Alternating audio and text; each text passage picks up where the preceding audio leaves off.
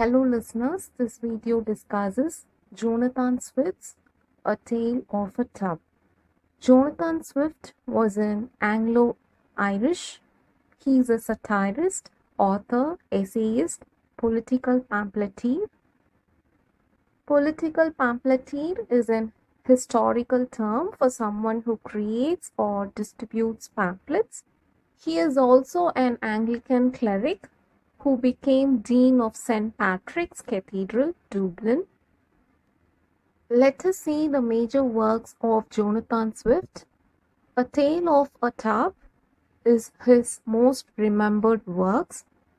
An Argument Against Abolishing Christianity, Gulliver's Travel, and A Modest Proposal.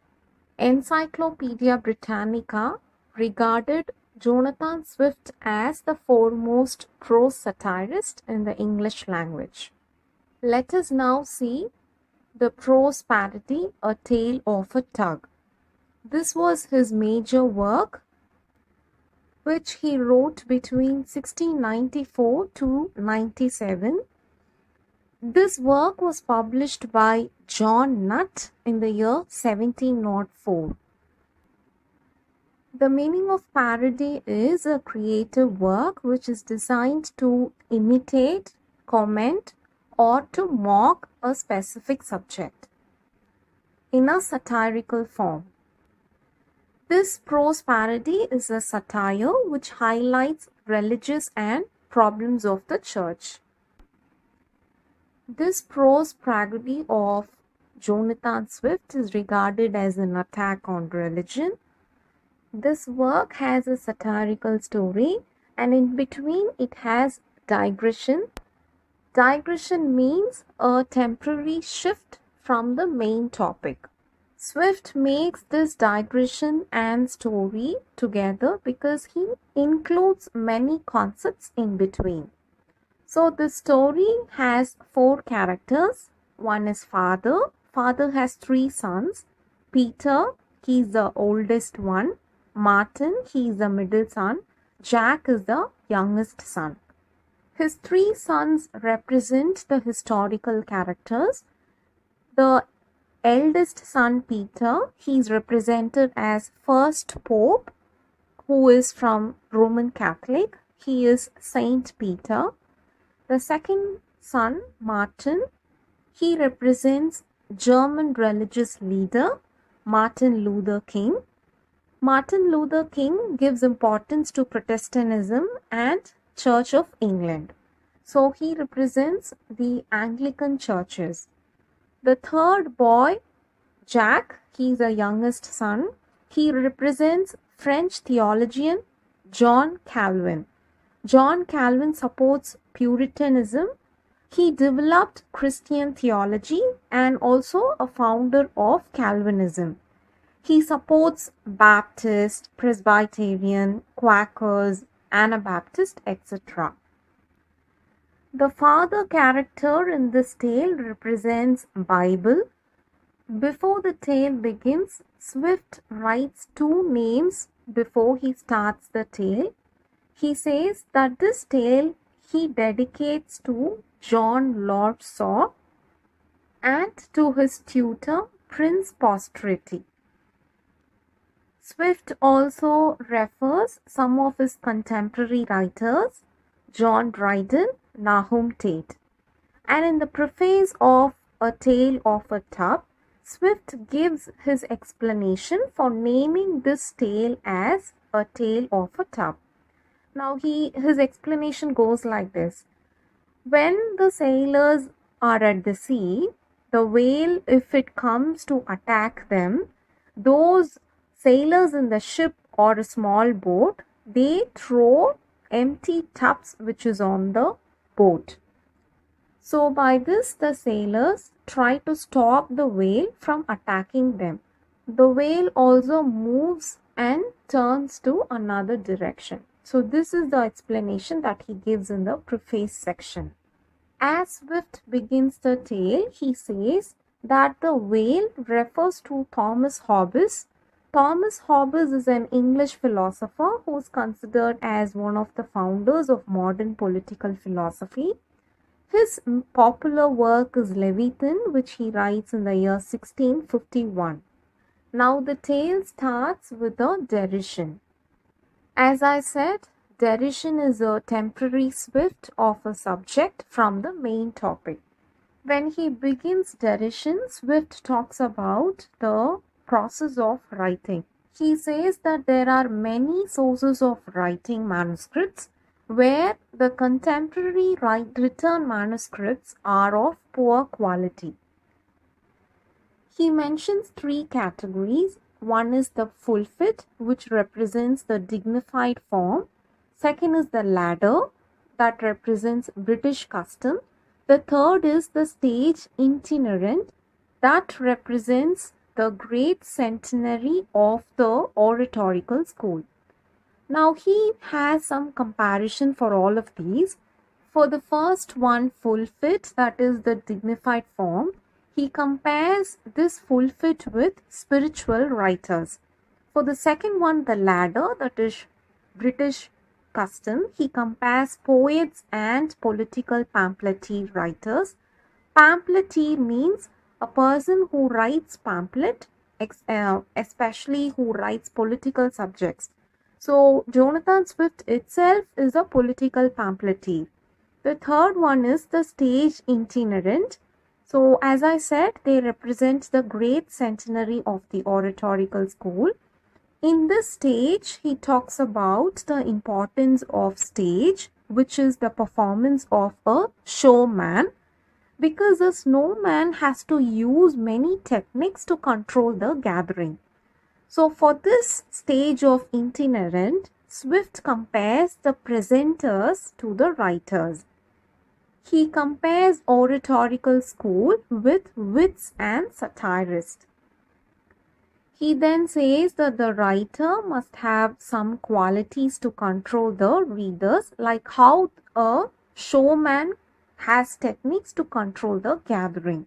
Similarly, how a speaker controls the crowd. He then complains that modern writers are using too much of superficiality in their works. So he adds that modern writers have lack of thoughtness, they do not have the depth of character, or they do not have a serious thought. He also says that the modern writers are in the mixed forms. For example, he gives three examples: John Dryden's poem, The Hind and Panther; Wise Men of Gotham, it is a folk tale; Tom Potts, which is a popular ballad. Now he starts the story. The story has a father and three sons. Now the father is in deathbed. He calls his three sons and offers new coats to them.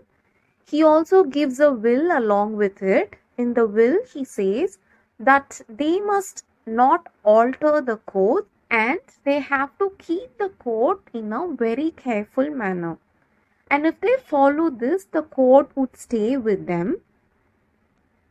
Now there is a digression. Here Swift talks about contemporary state of literary criticism. He says that critics are of three types. So the first one, he says like this: the critics, when they use the literary subjects, they invent new ideas. He says that they find the faults from their books.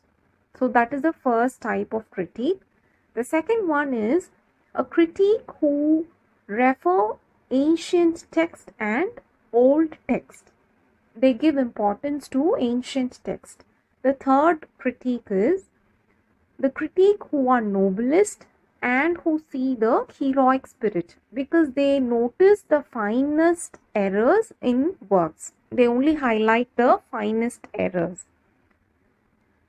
Now after this, Swift also gives rules for criticism, like how to criticize a particular book or a subject. He says a critique must get impressed in the first idea of the book. A critique should not give too much of criticism. They should find out the inherent quality, just like a rat finding cheese and also wasp finding the fruit.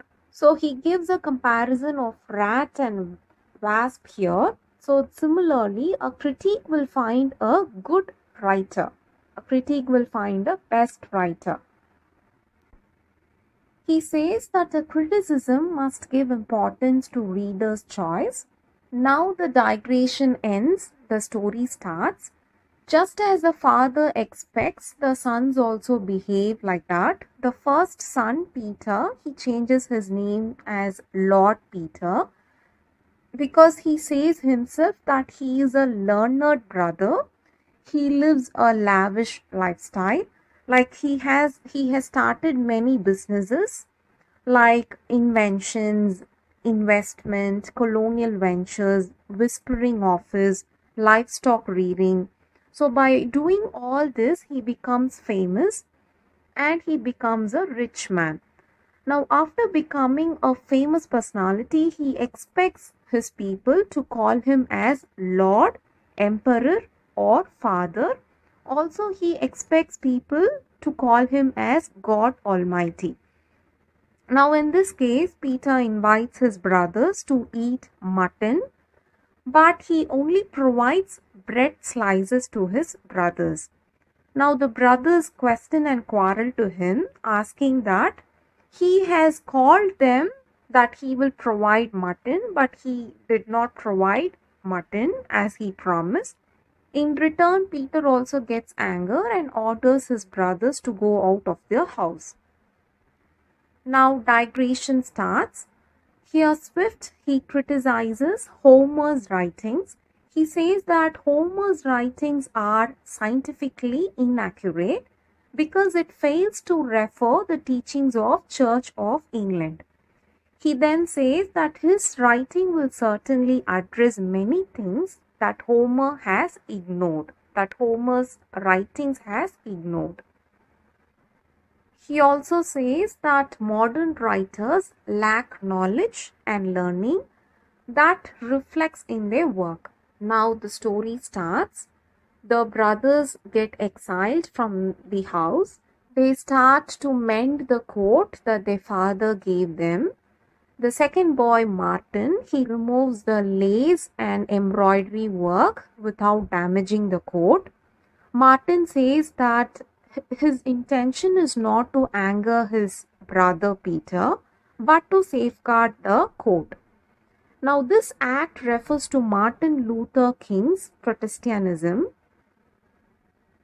Similarly, the younger brother Jack, he removes the coat till its last stitches. The coat tears apart. Now he moves to a new residence. Now, this issue spreads to the people around and they started to spread rumor. They say that Jack has formed a new religion. Now, Jonathan Swift, he refers Jack's character to John Calvin's Puritanism. Now, the digression starts. Swift talks about books. He says a book must have richness and variety. Moreover, he says a book is like a dish which has to have many ingredients. Now, the brothers Martin and Jack, who separated from their father and brother Peter, they have their own principles. That is, Martin and Jack, they have their own principles. Example, Martin says that his believers are Aeolist. So Aeolist means they are the worshippers of North Wind. Now Jack, his principle goes like this. His followers and believers, they have their practices from ancient Greek. Jack hates music and dancing, and also he dislikes his first brother Peter. Here also Jack's character represents John Calvin's Puritanism. Swift says that all three brothers, they introduce three worship methods to people and they confuse people. Here we must understand that Jonathan Swift has introduced us a story as in a three forms in order to represent the three historical characters. So he represents the mistakes of the three historical characters in a satirical form. Now, at the end, as Swift moves at the end of the work, he says that if his work, A Tale of a Tuck, gets acknowledged success, then he has planned to write a sequel for this work. Sequel means a continuation in a form of a book or a film. But later, Swift he eliminates the plan of writing a sequel for this tale because the work has attained expected success. At the end, he mocks his fellow writers. He says that modern writers' writing lacks merit. He also says that the books of modern writers are sold only because of the booksellers, because booksellers, in order to get profit, they have a particular technique to sell the books. So it is only because of the bookseller's trick that the modern writer's books get into sale. Now at the end, even when Jonathan Swift is about to finish the tale, he narrates a story. He compares that story to the modern writers. He says like this, that dry well will be deep and that dry well will never get light in it because it is deep and it becomes dark without light. So similarly, he compares this deep dry well to the writers. Now, if any writer proclaims himself that he has deep knowledge, then it is very much similar to the deep well which does not have knowledge or light. Now he talks about the purpose of one's writing. He says, writing is a public service. That is, when a reader has many failure and problem in his life or some worry in his mind, when he happen to read the book, he must enjoy and forget all his worries. Swift also affirms that he will continue to write. He says that he will mention the date of his next work later, and he ends the prose parody. Hope this video helped you. If you have any query, please write it down on the comment section. Do not fail to subscribe this channel. Thank you.